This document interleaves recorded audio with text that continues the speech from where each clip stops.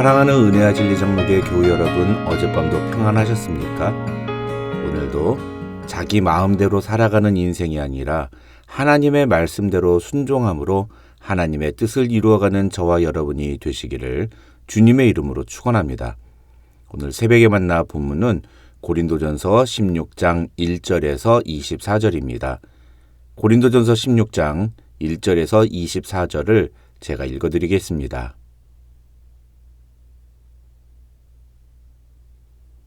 성도를 위하는 연보에 관하여는 내가 갈라디아 교회들에게 명한 것 같이 너희도 그렇게 하라. 매주 첫날에 너희 각 사람이 수입에 따라 모아두어서 내가 갈 때에 연보를 하지 않게 하라. 내가 이를 때에 너희가 인정한 사람에게 편지를 주어 너희의 은혜를 예루살렘으로 가지고 가게 하리니 만일 나도 가는 것이 합당하면 그들이 나와 함께 가리라. 내가 마게도냐를 지날 터이니 마게도냐를 지난 후에 너희에게 가서 혹 너희와 함께 머물며 겨울을 지낼 듯도 하니 이는 너희가 나를 내가 갈 곳으로 보내어 주게 하려 함이라. 이제는 지나는 길에 너희 보기를 원하지 아니하노니 이는 만일 주께서 허락하시면 얼마 동안 너희와 함께 머물기를 바람이라. 내가 오순절까지 에베소에 머물려 함은 내게 광대하고 유효한 문이 열렸으나 대적하는 자가 많음이라. 디모데가 이르거든 너희는 조심하여 그로 두려움이 없이 너희 가운데 있게 하라. 이는 그도 나와 같이 주의 일을 힘쓰는 자임이라. 그러므로 누구든지 그를 멸시하지 말고 평안히 보내어 내게로 오게 하라. 나는 그가 형제들과 함께 오기를 기다리노라. 형제 아볼로에 대하여는 그에게 형제들과 함께 너희에게 가라고 내가 많이 권하였으되 지금은 갈 뜻이 전혀 없으나 기회가 있으면 가리라. 깨어 믿음에 굳게 서서 남자답게 강건하라. 너희 모든 일을 사랑으로 행하라. 형제들아, 스데바나의 집은 곧 아가야의 첫 열매요 또 성도 섬기기로 작정한 줄을 너희가 아는지라. 내가 너희를 권하노니 이 같은 사람들과 또 함께 일하며 수고하는 모든 사람에게 순종하라. 내가 스데바나와 브드나도와 아가이고가 온 것을 기뻐하노니 그들이 너희의 부족한 것을 채웠음이라. 그들이 나와 너희 마음을 시원하게 하였으니 그러므로 너희는 이런 사람들을 알아주라. 아시아의 교회들이 너희에게 문안하고 아굴라와 브리스가와 그 집에 있는 교회가 주 안에서 너희에게 간절히 문안하고 모든 형제도 너희에게 문안하니 너희는 거룩하게 입맞춤으로 서로 문안하라. 나 바울은 친필로 너희에게 문안하노니 만일 누구든지 주를 사랑하지 아니하면 저주를 받을지어다. 우리 주여 오시옵소서. 주 예수 그리스도의 은혜가 너희와 함께하고 나의 사랑이 그리스도 예수 안에서 너희 무리와 함께할지어다.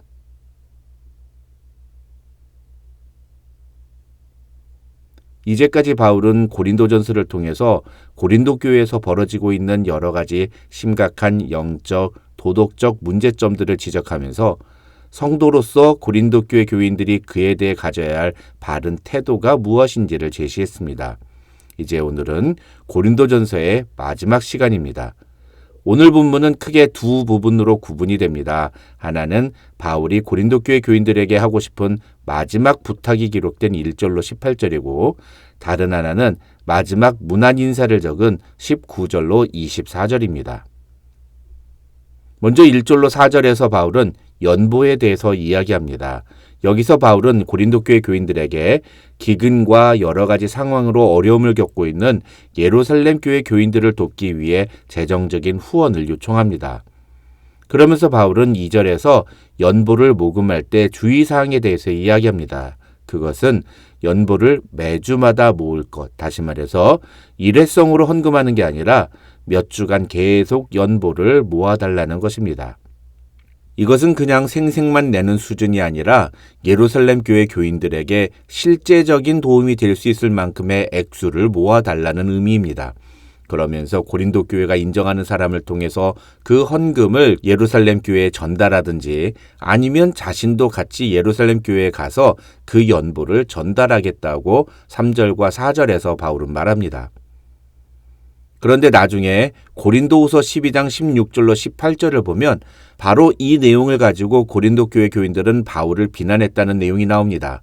심지어 어떤 사람은 바울이 교묘한 방법으로 자기 자신을 위해서 모금을 한다면서 바울을 거짓 사도라고까지 공격합니다. 그래서 나중에 바울은 이런 고린도 교회 교인들의 모습 때문에 고린도 교회를 다시 방문하려던 자신의 계획을 변경하게 됩니다. 5절로 6절을 보면 바울은 원래 에베소에서의 사역을 마치면 마게도냐 즉 빌립보와 데살로니가를 거쳐서 다시 고린도로 가려고 했습니다. 가서 겨울을 지나면서 고린도 교회에서 벌어진 여러 가지 문제들을 바로잡을 생각이었습니다. 학자들은 바울이 사실은 고린도전서를 쓰기 전에 고린도를 가려고 했다고 주장합니다. 그러나 그랬다가는 이미 자신에 대해 오해하며 부정적인 태도로 일관하는 고린도 교회 교인들과의 사이에서 큰 일이 일어날 것 같아서 바울은 고린도로 갈 계획을 취소했다고 설명합니다. 하지만 오히려 고린도 교회 교인들은 그런 바울의 결정을 두고 바울이 온다고 했다가 안 온다면서 약속도 지키지 않는 경박한 인물이라고 비난합니다. 그래서 바울은 자기 대신에 자신이 쓴 편지를 전달해 줄 사람을 대신 보내기로 결정하는데 그 사람이 바로 디모데였습니다. 그래서 10절로 11절에서 바울은 고린도 교회 교인들에게 디모데에 대해서 바른 태도를 보여달라고 부탁합니다.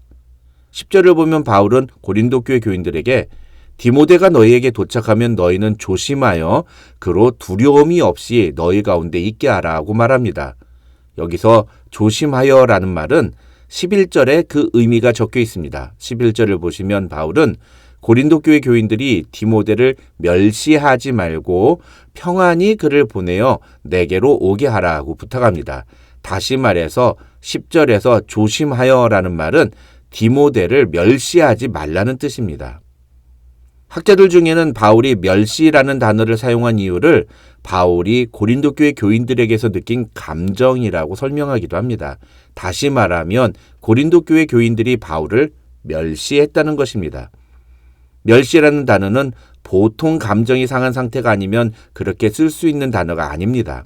그러니까 지금 바울은 고린도 교회 교인들한테 당신들이 나를 멸시했던 것처럼 그렇게 디모데를 멸시하지 말아달라고 부탁하고 있는 겁니다.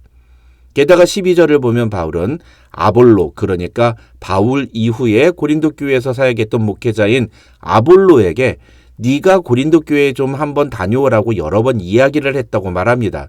그런데 아볼로는 그런 바울의 권면을 몇 번이나 거절했다고 바울은 말합니다. 학자들 중에는 아볼로가 이렇게 바울의 요청을 몇 번이나 거절한 것은 아볼로도 바울처럼 고린도 교회 교인들에게 멸시에 가까운 대접을 받았기 때문이라고 설명하는 사람도 있습니다. 그래서 이런 정황으로 봤을 때 고린도 교회의 분쟁과 갈등은 어제 오늘의 문제가 아니며 아마 바울과 아볼로가 고린도에서 사역했을 때에도 이미 그런 징조가 있었다고 학자들은 추정합니다. 그 다음 13절과 14절에서 바울은 갑자기 4가지 동사를 사용하여 고린도 교회 교인들에게 당부의 말을 전합니다. 그 4가지는 깨어, 믿음에 굳게 서서, 남자답게 강건하고 모든 일을 사랑으로 행하라 하는 것입니다. 먼저 깨어라는 말은 영적인 태만과 게으름, 자만심에서 깨어나라는 뜻입니다.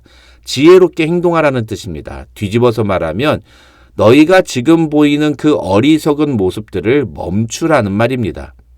그 다음 믿음에 굳게 서서라는 말은 복음을 지키라, 말씀을 지키라 하는 뜻입니다. 셋째로 남자답게 강건하여라는 말은 쉽게 말하면 영적으로 어린아이처럼 행동하지 말라는 뜻입니다. 여기서 남자라는 단어는 장성한 성인 남성을 뜻하며 이 말과 대비되는 단어는 바로 어린아이라고 볼 수 있습니다. 마지막으로 모든 일을 사랑으로 행하라 하는 말은 고린도전서 13장에서 말했던 것처럼 모든 일을 할 때 사랑을 바탕에 두고 행하라는 뜻입니다. 다시 말해서 분쟁과 다툼을 그만 멈추라는 뜻입니다. 그래서 이 13절과 14절에서 바울이 이야기하려는 내용을 풀어보면 너희가 지금 잘난 줄 알고 교만하게 행동하지 말고 겸손히 하나님의 말씀을 지키기 위해 노력하라는 것입니다. 너희가 지금 보여주는 모습들은 영적으로 어린아이와 같은 모습인데 그 대표적인 증거가 서로 다투고 분열하고 갈라지는 모습이라는 겁니다. 신앙이 성숙한 그리스도인은 모든 행동을 할 때 사랑으로 그 행동을 실천한다. 그러니 너희도 그렇게 사랑을 실천함으로 성숙한 그리스도인이 되라는 것이 바울이 13절로 14절에서 이야기하는 내용인 것입니다. 어떻게 보면 1장부터 6장에서 바울이 이야기했던 것을 다시 한번 언급한 것이라고 할 수 있습니다. 그 다음 15절로 18절에서 바울은 고린도 교회 교인들이 쓴 편지를 바울에게 전달해 준 사람으로 학자들이 추정하는 스데바나와 브드나도 그리고 아가이고와 같은 고린도 교회의 리더들에 대한 부탁을 언급합니다. 16절에서 바울은 이 같은 사람들과 또 함께 일하며 수고하는 모든 사람에게 순종하라고 말하고 18절에서는 너희는 이런 사람을 알아주라고 말합니다. 이 말은 그냥 닦아놓고 이야기하면 너희 때문에 수고하고 헌신하는 이 사람들에 대해서 너희가 고마운 줄 알고 그들의 말을 들으라는 겁니다. 왜 그렇습니까? 그들은 교회를 위해 수고하고 헌신하는 사람들이기 때문입니다. 마지막으로 19절에서 24절은 바울이 고린도 교회 교인들에게 마지막으로 문안을 구하거나 또 문안 인사를 전하는 끝인사가 기록되어 있습니다. 이 중에 우리가 주목해야 하는 부분은 22절입니다. 22절을 보시면 바울은 만일 누구든지 주를 사랑하지 아니하면 저주를 받을지어다 라고 하는데 도대체 이런 말을 갑자기 왜 하는 걸까요? 학자들은 이 말은 바울이 고린도 교회 교인들에게 끝인사에서까지 경고의 메시지를 전하는 것이라고 설명합니다. 다시 말해서 고린도 교회는 교인들이 다들 자기가 잘난 줄 알고 영적 교만에 빠져서 서로를 사랑하지도 않고 용납하지도 않는 모습을 보였기 때문에 바울은 그런 고린도 교회의 모습이 얼마나 심각한 것인지를 다시 한번 지적하고 있다는 것입니다. 결국 우리도 주님을 진심으로 사랑하는 성도가 되려면 어떻게 해야 될까요? 겸손하게 하나님의 말씀을 지키며 지체를 주님을 사랑하듯 사랑해야 합니다.